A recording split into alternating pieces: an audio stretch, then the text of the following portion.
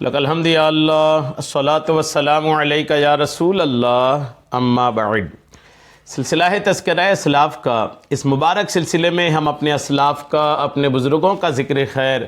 ان کے یوم ولادت اور عرس کی تاریخوں پر کرنے کی سعادتیں حاصل کرتے ہیں۔ اس مبارک سلسلے میں آج جس عظیم الشان شخصیت کا ہم ذکر خیر کرنے جا رہے ہیں وہ ہیں واقف اسرار خفی و جلی، مربی سرکار تیغ علی شاہ رحمۃ اللہ علیہ، حضرت شاہ مولا علی لال گنجی رحمۃ اللہ تعالی علیہ۔ آج آپ کا ذکر خیر ہم اس مناسبت سے کرنے جا رہے ہیں کہ 9 رمضان المبارک 1354 ہجری کو حضرت کا وصال ہوا تھا۔ 9 رمضان آپ کے وصال کی تاریخ پر آپ کی بارگاہ میں خراج عقیدت پیش کرتے ہوئے یہ بیان ہم اپنے ناظرین کی بارگاہ میں پیش کرنے کی سعادتیں حاصل کر رہے ہیں۔ عرض ہے کہ اول تاخیر بیان کو سماعت کر کے دوسروں تک بھی اس طرح کے بیانات کو پہنچانے کی سعادتیں حاصل کریں۔ واقف اسرار خفی و جلی حضرت شاہ مولا علی لال گنجی رحمۃ اللہ تعالی علیہ یوں تو عظیم الشان شخصیت ہیں، کئی پہلوؤں سے آپ کی ذات پر بات کی جا سکتی ہے۔ عظیم الشان پہلو آپ کی ایک ذات کا یہ بھی ہے کہ سرکار تیغ علی شاہ رحمۃ اللہ تعالی علیہ کے پیر کا جب وصال ہو رہا تھا تو انہوں نے آپ کو وصیت کی تھی کہ میرے بعد تمہیں اس کے بعد جو سلوک کے منازل طے کرنی ہے، اس کے بعد جو عبادات اور ریاضات جن کی نگرانی میں تمہیں کرنی ہے، وہ حضرت شاہ مولا علی لال گنجی رحمۃ اللہ علیہ ہیں۔ یعنی آپ کے پیر نے وصیت کی کہ میرے بعد تم ان کی بارگاہ میں جا کر کے حاضری دیا کرنا۔ پھر اس کے بعد کیا ہوا اور کس طرح کی حاضری سرکار تیغ علی شاہ رحمۃ اللہ علیہ نے حضرت شاہ مولا علی لال گنجی رحمۃ اللہ علیہ کی بارگاہ میں دیا، آئیے کچھ مختصر حالات سننے کی سعادتیں حاصل کرتے ہیں۔ آپ تھانہ لال گنج ضلع مظفر پور کے باشندہ تھے۔ حضرت شاہ مولا علی لال گنجی رحمۃ اللہ علیہ یہ لال گنج ضلع مظفر کے پور بہار کے رہنے والے تھے۔ کلکتہ میں سباغی کی دکان تھی، علم ظاہری سے بالکل ناشنا، امی محض تھے۔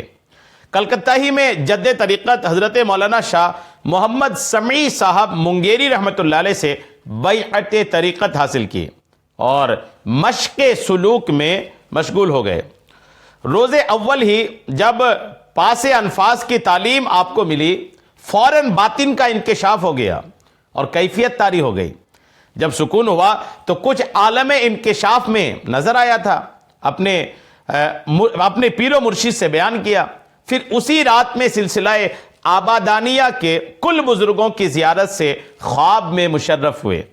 ریاضت و مجاہدہ کا وہ حال تھا کہ جس کا اندازہ وہی حضرات کر سکتے ہیں جو ان کے فیض صحبت سے مشرف ہوں۔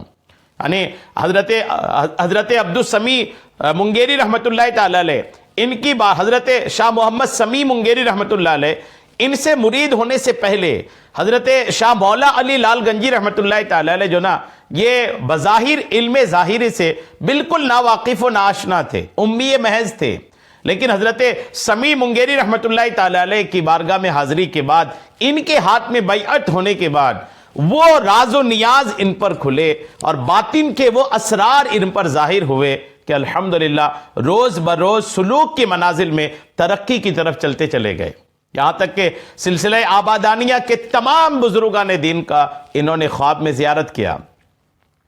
خود اس جو کتاب سوانح سرکار تیغ علی شاہ ہیں، اس کتاب میں لکھا ہے کہ مرض الموت میں ان کو دیکھا گیا، حالانکہ وہ وقت نہایت ہی نازک تھا اور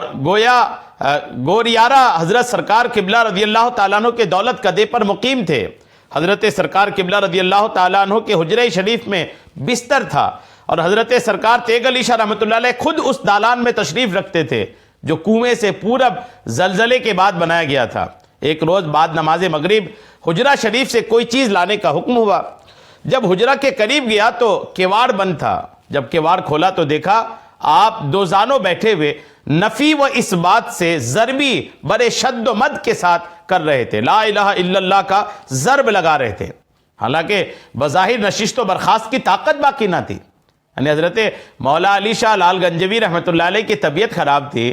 اور طبیعت اتنی خراب ہے کہ شدت کا مرض ہے اور اندر آپ آرام فرماتے، آپ دروازہ بند تھا، کوئی آپ کے خادم جب دروازہ کھولا تو دیکھا کہ شدت کی بیماری کے بعد بھی آپ اس بات و نفی کا ضرب لگا رہے تھے یعنی لا الہ الا اللہ کا ضرب لگا رہے تھے، کثرت سے اس کلمے کا ذکر کر رہے تھے۔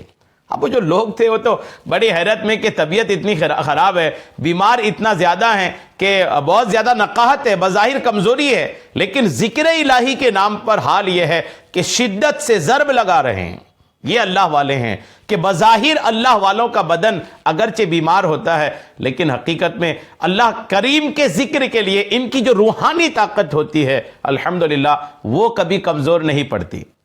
الحمدللہ بیماری اتنی زیادہ تھی، اس میں لکھا ہے کہ بظاہر نشست و برخاست کی طاقت نہ تھی، اٹھنے بیٹھنے کی طاقت نہیں تھی، بظاہر جسمانی طور پر اتنے کمزور تھے، لیکن روحانی طور پر اتنے مضبوط تھے کہ اللہ کریم کے ذکر کے ضرب لگا رہے تھے۔ اب یہ جو آپ کے چاہنے والے انہوں نے دیکھا، یہ کہتے میں نے عرض کیا حضور یہ کیا کر رہے ہیں، مرض میں انشداد پیدا ہو جائے گا، مرض اور سخت ہو جائے گا۔ فرمایا کہ اچھا بابو اب چھوڑ دیتا ہوں، یہ کہہ کر لیٹ گئے۔ میں نے کہا جو خادم تھے انہوں نے کہا حضور سر میں تیل مالش کر دوں؟ فرمایا کہ ہاں ضرورت تو ہے۔ اچھا میاں جی سرکار قبلہ کو بھیج دیجئے، یعنی سرکار تیغ علی شاہ کو بھیج دیجئے۔ سرکار تیغ علی، جب حضرت سرکار تیغ علی سے جا کر میں نے عرض کیا، خادم کہتے ہیں حضور دادا صاحب یاد فرماتے ہیں۔ آپ فوراً اٹھ کر وہاں سے حجرے میں تشریف لے گئے اور کیوار بند کر دیا۔ اب آگے اللہ عز و جل ہی بہتر جانتا ہے کہ خلوت میں دونوں بزرگوں کے درمیان کیا کیا باتیں ہوئی۔ اندر صرف حضرت مولا علی شاہ لال گنجوی رحمۃ اللہ تعالی علیہ اور حضرت تیغ علی سرکار رحمۃ اللہ علیہ ہیں، کیوار بند ہے، نہ جانے کیا راز و نیاز کی بات ہوئی، دونوں بزرگ ہی خوب جانتے ہیں۔ انہوں نے کیا کہا، آپ نے کیا سنا، انہوں نے کیا دیا، آپ نے کیا لیا۔ جب آپ حجرہ شریف سے نکل کر دالان میں تشریف لائے تو آپ کی دونوں آنکھیں پرنم تھی۔ مولا علی شاہ لال گنجوی رحمۃ اللہ علیہ سے ملنے کے بعد جب تیغ علی شاہ رحمۃ اللہ علیہ روم سے باہر آئے نا تو دونوں آنکھیں پرنم تھی، یعنی آنسوؤں سے بھرے تھے۔ بھائی بکریدن صاحب سے آپ نے فرمایا کہ ذرا حجرے میں جا کر حضرت کے سر میں تیل مالش کر دو۔ دوسرے دن آپ کو موضع محمد پور جناب حافظ شاہ نور محمد صاحب کے مکان پر پہنچا دیا گیا۔ بہرکیف اگرچہ آپ امی محض تھے، بظاہر آپ نے کسی کے پاس بیٹھ کر تعلیم حاصل نہیں کیا، اللہ والے اگرچہ اپنے ابتدائی دور میں کسی کے پاس بیٹھ کر تعلیم حاصل نہیں کرتے، لیکن اللہ کریم انہیں وہ انشراح صدر عطا فرماتا ہے، انہیں وہ ایک علم لدنی عطا فرماتا ہے، وہ اپنا فیض عطا فرماتا ہے کہ ان کا سینہ علم سے الحمدللہ لبریز ہو جاتے ہیں۔ کہتے ہیں کہ اگرچہ آپ امی محض تھے مگر انشراح صدر اور انکشاف باطن اس درجہ کا تھا کہ تصوف کے باریک سے باریک مسائل کو اس شرح و بسط سے بیان فرماتے، ان تفصیلات سے بیان فرماتے کہ علماء و مشائخ حیران رہ جاتے۔ دلائل اور حوالہ جات میں اکثر قرآن پاک کی آیتیں، کہیں حدیث شریف کے ٹکڑے اور کہیں آثار صحابہ و اقوال بزرگان سلف، مولانا جلال الدین رومی علیہ رحمہ کی مثنوی اور شیخ سعدی شیرازی اور حافظ شیرازی وغیرہ ان کے اشعار الحمدللہ حوالے میں پیش فرماتے تھے۔ تصوف کے نکات جب آپ بیان فرماتے نا تو قرآن، حدیث، صحابہ، بزرگان دین کے اقوال اور پھر کہ جلال الدین رومی رحمۃ اللہ تعالی علیہ کی مثنوی شریف، شیخ سعدی رحمۃ اللہ علیہ کے اشعار، حافظ شیرازی کے اشعار، ان سے پیش فرما کر کے آپ اپنی تصوف کی بات کو دلیل سے ثابت کرتے تھے۔ بظاہر امی ہیں، بظاہر کسی سے پڑھے نہیں ہیں، لیکن شان دیکھیے، یہ اللہ کریم کا معاملہ ہے کہ اللہ کریم اپنے محبوب بندوں کو یوں علم الحمدللہ عطا فرماتا ہے۔ خلاصہ یہ کہ آپ نے 1315 ہجری میں بیعت طریقت حاصل کی، اب بہت تھوڑے عرصے میں راہ سلوک طے فرما کر اپنے مرشد سے خرقہ خلافت و اجازت حاصل کیا۔ بپاس ادب آپ نے اپنے مرشد کی حیات میں، حضرت سمیع صاحب منگیری رحمۃ اللہ تعالی علیہ کی حیات میں، پیری مریدی کا سلسلہ حضرت مولا علی شاہ لال گنجوی رحمۃ اللہ علیہ نے جاری نہیں فرمایا پیر کی حیات میں، بلکہ جو طالب حق بغرض بیعت حاضر ہوتا آپ اس کو تعلیم و تلقین سے سرفراز فرماتے۔ جب آپ کے پیر و مرشد تشریف لاتے تو ان کے دست حق پرست پر بیعت کرا دیتے۔ بعد وفات اپنے مرشد کے رشد و ہدایت کا سلسلہ جاری فرمایا۔ حضرت سرکار قبلہ قدس سرو اکثر سفر و حضر میں آپ کی خدمت میں رہتے، ہزاروں آپ سے مرید ہوئے، آپ سے سلسلہ آبادانیہ فریدیہ کو بہت فروغ ہوا۔ جی ہاں، یہ سرکار قبلہ جہاں ہم بولتے ہیں نا، وہاں سرکار تیغ علی شاہ رحمۃ اللہ علیہ مراد ہیں، یعنی جہاں حضرت سرکار تیغ علی شاہ رحمۃ اللہ علیہ اکثر سفر و حضر میں مولا علی شاہ لال گنجوی رحمۃ اللہ علیہ کی خدمت میں رہتے، ہزاروں آپ سے مرید ہوئے، آپ سے سلسلہ آبادانیہ فریدیہ کو بہت فروغ ہوا، مزاج جلالی تھا، حق گوئی آپ کا خاص جوہر تھا۔ آپ نے اپنی حیات میں ہی ایک عالی شان مقبرہ لال گنج میں تعمیر فرمایا تھا۔ بعض مخالفین نے کچھ اعتراضات کیے، آپ نے فرمایا کہ میں نے اپنی طبیعت اور خواہش سے یہ مقبرہ تعمیر نہیں کرایا، بلکہ مجھے نشان دے کر نقشہ بتایا گیا اور مقبرہ تیار کرنے کا حکم ملا ہے۔ آخر 1354 ہجری 9 رمضان المبارک کو آپ نے وصال فرمایا اور اسی مقبرے میں دفن ہوئے۔ انا للہ و انا الیہ راجعون۔ آپ نے 4 خلفاء اور ایک مجاز بھی الحمدللہ چھوڑے تھے، یعنی غور کیجئے کہ آپ نے اپنی حیات میں لال گنج ضلع مظفرپور بہار میں اپنا مقبرہ اپنی حیات میں ہی تعمیر کر دیا۔ مخالفین ہر دور میں اچھوں کے ہوتے ہیں، حضرت کے بھی کچھ مخالفین تھے، انہوں نے جب آواز اٹھائی تو آپ کا جواب تھا کہ میں نے اپنی مرضی سے وہاں پر کوئی مقبرہ تیار نہیں کیا ہے، مقبرہ مجھے کہا بھی گیا تیار کرنے کو، اور مقبرہ کا نقشہ کیا ہوگا وہ نقشہ بھی مجھے بتایا گیا اور اسی کے مطابق میں نے مقبرہ تیار کرایا ہے۔ غور کیجئے اللہ والوں کی کیا شان ہے۔ آپ کی شخصیت پر مزید آئیے کچھ باتیں سنتے ہیں۔ حضرت سرکار تیغ علی شاہ رحمۃ اللہ علیہ اپنے پیر و مرشید حضرت مولانا شاہ محمد سمیع احمد صاحب منگیری رحمۃ اللہ علیہ کے کلکتہ سے منگیر لوٹنے کے بعد آپ کی وصیت کے مطابق 1319 ہجری میں واقف اسرار خفی و جلی حضرت شاہ مولا علی لال گنجی رحمۃ اللہ علیہ کے